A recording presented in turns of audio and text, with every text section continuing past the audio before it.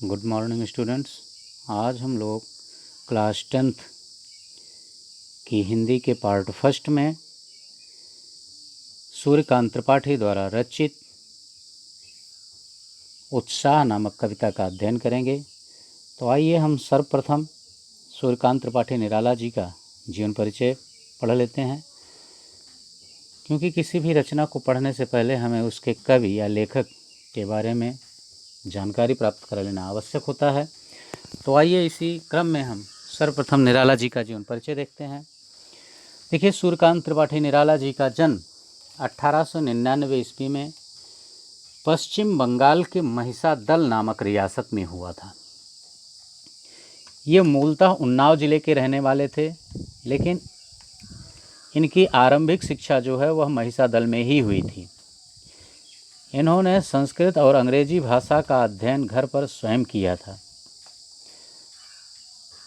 पश्चिम बंगाल में जन्म होने के कारण बांग्ला भाषा पर इनका असाधारण अधिकार था। मात्र 14 वर्ष की अवस्था में ही इनका विवाह हो गया था, लेकिन इनका वैवाहिक जीवन जो था वह सुखी नहीं रहा। ये आजीवन संघर्ष करते रहे और संघर्षों से लड़ते हुए ही इनका 1961 ईस्वी में निधन हो गया।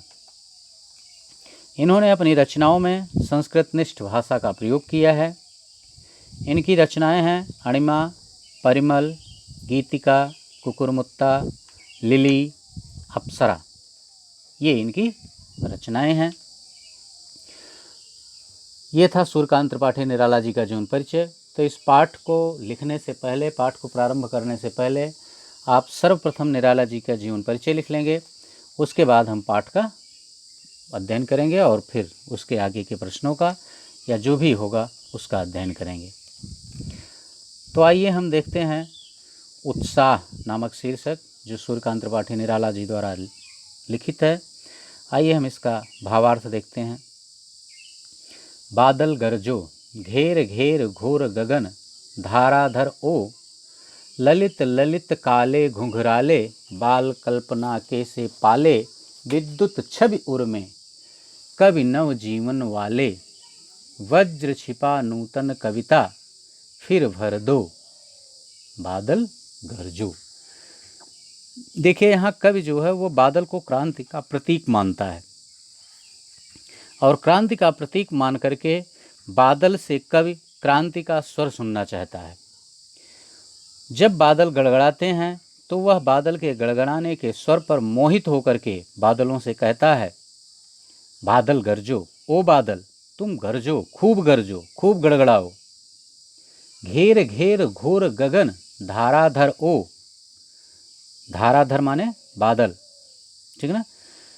कहते हैं, कवि कहता है कि हे बादल तुम खूब गरजो और तुम अपनी भयंकर गर्जन से, ठीक ना। ओ धाराधर यानी हे बादल, गगन घोर गगन घेर, इस भयंकर आकाश को घेर करके बादल गरजो, हे बादल तुम गर्जना करो।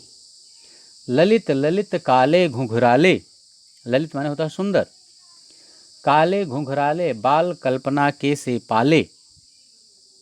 कवि कह रहा है कि हे बादल, चूंकि बादल देखिए काले रंग का होता है, इसीलिए बादल को ही, काले जो बादल हैं उनको जो है कवि उनके केस मान रहा है, बाल मान रहा है।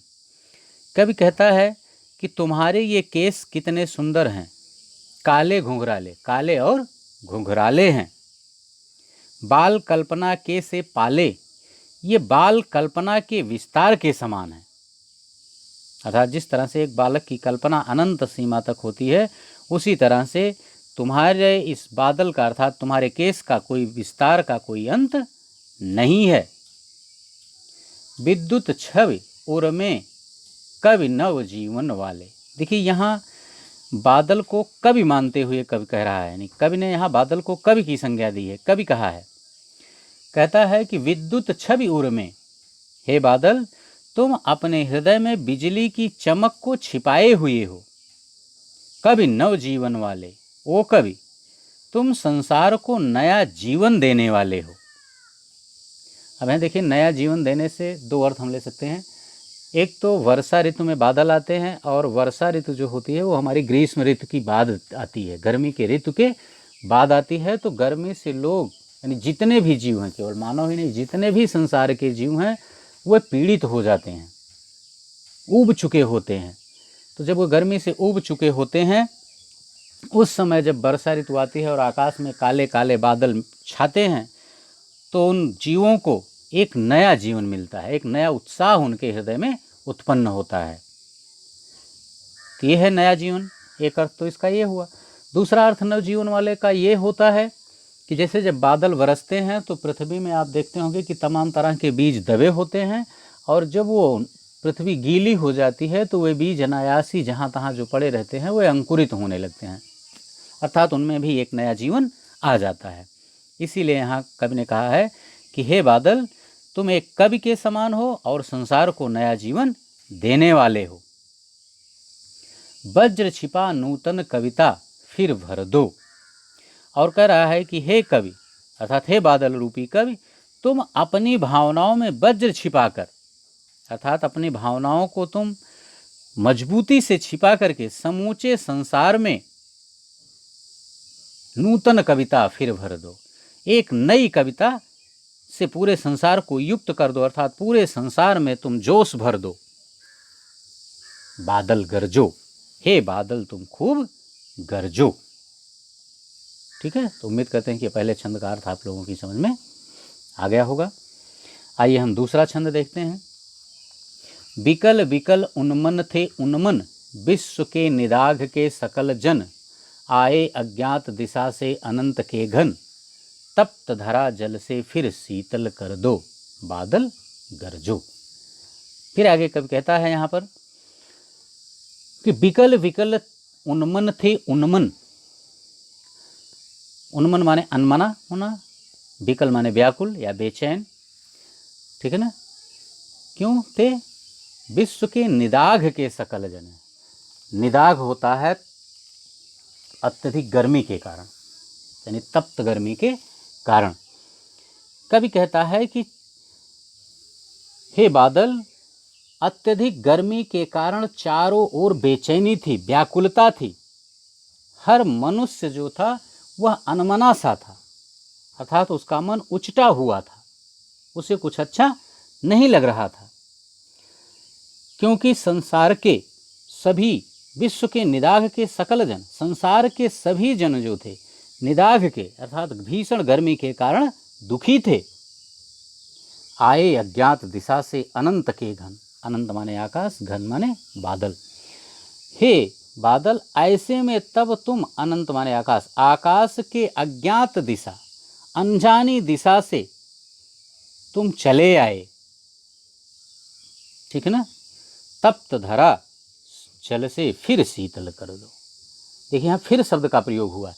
फिर का मतलब आपने पिछली बरसात में जिस तरह से गर्मी से तपते हुए पृथ्वी को शीतल किया था, उसी तरह तुम इस पृथ्वी को पुनः शीतल कर दो, फिर शीतल कर दो। फिर शब्द आया है, तो फिर का मतलब दोबारा। इसलिए कवि कह रहा है कि हे बादल, तुम खूब बरसो और गर्मी से झुलसे हुए इस धरा को, पृथ्वी को ठंडक पहुंचाओ, उसे शीतल बना दो। बादल गरजो, हे बादल तुम खूब गरजो, ठीक है ना। देखिए यहाँ पर एक सांकेतिक अर्थ भी हो सकता है, क्योंकि कवि जो है वो देख रहा है कि संसार में चारों तरफ हिंसा है, सारे लोग संसार के कष्ट से पीड़ित हैं, दुखी हैं, इसलिए वह इस दुख से परेशान हैं, और दुख से परेशान होने के कारण उन्हें कुछ अच्छा नहीं लग रहा है। तब पता नहीं कौन, ना जाने, अनजान दिशा से सकल घन, ठीक है ना, कह रहा है कि अनजान दिशा से कौन छाया बन करके आता है और उनके इस धरती पर से दुख को और कष्ट को मिटा करके उनका कल्याण करता है, ठीक है ना। इसीलिए कभी वहाँ बादलों से भी इसी तरह की प्रार्थना करते हुए कह रहा है कि हे बादल तुम खूब गरजो और दुख से पीड़ित जनता को प्रसन्नता और सुख प्रदान करो। ठीक, तो उम्मीद करते हैं कि ये दूसरा छंद भी आप लोगों की समझ में आ गया होगा। देखिए अब हम लोग यहाँ देखते हैं इस पर आधारित जो कुछ प्रश्न हैं उन प्रश्नों का अध्ययन हम कर लेते हैं। ठीक है, तो आइए देखते हैं। पहला प्रश्न है, एक मिनट, ये पहला प्रश्न कह रहा है बादल का प्रतीकात्मक रूप क्या है। बादल का प्रतीकात्मक रूप, यानी बादल का जो प्रतीकात्मक रूप है वो क्या है। देखिए यहाँ है ना कि नूतन कविता फिर भर दो, नवीन कविता का संचार करो। नूतन कविता फिर भर दो माने नवीन कविता का संचार करो। अर्थात कवि जो यहाँ है बादल को नव सृजन का प्रतीक मानता है, नव सृजन का प्रतीक। ठीक है ना, तो यहाँ बादल जो है वो नव सृजन का प्रतीक है। इसका उत्तर ये हो जाएगा। आइए अब हम इसके दूसरे प्रश्न का अध्ययन करते हैं। कवि बादल को क्या घेरने के लिए कह रहा है और क्यों। कवि बादल को क्या घेरने के लिए कह रहा है और क्यों। देखिए यहाँ बादल कवि कहता है कि घेर घेर घोर गगन धाराधर ओ। ठीक है ना, यहाँ कवि जो है वह बादल से पूरे आकाश को घेरने के लिए कह रहा है। और क्यों कह रहा है, क्योंकि पूरा संसार जो है, आकाश जो है वह लू से भरा हुआ है। और कवि जो चाहता है वह चाहता है कि बादल के जल से आकाश और पृथ्वी दोनों शीतल हो जाएं, इसीलिए वह पूरे आकाश को बादल से घेरने के लिए कह रहा है। ठीक, उम्मीद करते हैं कि इसका भी उत्तर आपकी समझ में आ गया होगा। आइए अब हम तीसरा प्रश्न देखते हैं। कौन विकल और उन्मन थे और क्यों। कौन विकल और उन्मन थे। देखिए यहाँ है विश्व के निदाघ के सकल जन विकल विकल उन्मन थे, यानी इस संसार के सभी लोग व्याकुल और अनमने थे। और क्यों थे, वो भीषण गर्मी के कारण, तपन के कारण दुखी थे। ठीक है, विश्व के सभी लोग व्याकुल और अनमने थे, वह भीषण गर्मी की तपन के कारण दुखी थे। ये इसका उत्तर हो जाएगा, बहुत सरल है। चौथा प्रश्न हम देखते हैं। यहाँ निदाघ किसका प्रतीक हो सकता है। निदाघ जो है वह किसका प्रतीक हो सकता है। देखिए यहाँ निदाघ जो है वो भीषण गर्मी और सांसारिक कष्टों का प्रतीक है। ठीक ना, क्योंकि यहाँ निदाघ जो है वो भीषण गर्मी या तप्त गर्मी की तरफ इशारा कर रहा है, और तप्त गर्मी का मतलब इस संसार के कष्टों की तरफ भी इशारा कर रहा है। तो यहाँ निदाघ शब्द जो है वह भीषण गर्मी और सांसारिक कष्टों का प्रतीक है। आइए हम पांचवा प्रश्न देखते हैं और अंतिम इस पार्ट का। तप्त धरा का संकेतार्थ स्पष्ट कीजिए। तप्त धरा का संकेतार्थ आपको बताना है। देखिए इसका जो शाब्दिक अर्थ होता है वह तप्त धरा, तप्त माने तपती हुई या जलती हुई, धरा माने पृथ्वी, यानी गर्मी से तपती हुई पृथ्वी। ये तो शाब्दिक अर्थ हो गया। और सांकेतिक अर्थ अभी मैंने बताया था कि दुख से पीड़ित धरती। ठीक ना, ये सांकेतिक अर्थ होगा इसका। तो बच्चों इस वीडियो में इतना ही। इस चैनल को आपने सब्सक्राइब ना किया हो तो इस चैनल को सब्सक्राइब कर लीजिए, बेल आइकन ज़रूर दबा दीजिए, जिससे कि नया वीडियो आपके सिलेबस से संबंधित अपलोड किया जाए तो उसका नोटिफिकेशन आपको मिलता रहे। इस वीडियो को अधिक से अधिक लाइक और शेयर करें, जिससे आपके मित्र भी इस वीडियो से लाभ उठा सकें। और हमें भी कमेंट करके यह ज़रूर बताएं कि यह वीडियो आपको कैसा लगा। Okay, thank you. इस पार्ट में इतना ही। नेक्स्ट पार्ट में हम इसके अगले पार्ट को लेकर पुनः आपके समक्ष उपस्थित होंगे। धन्यवाद।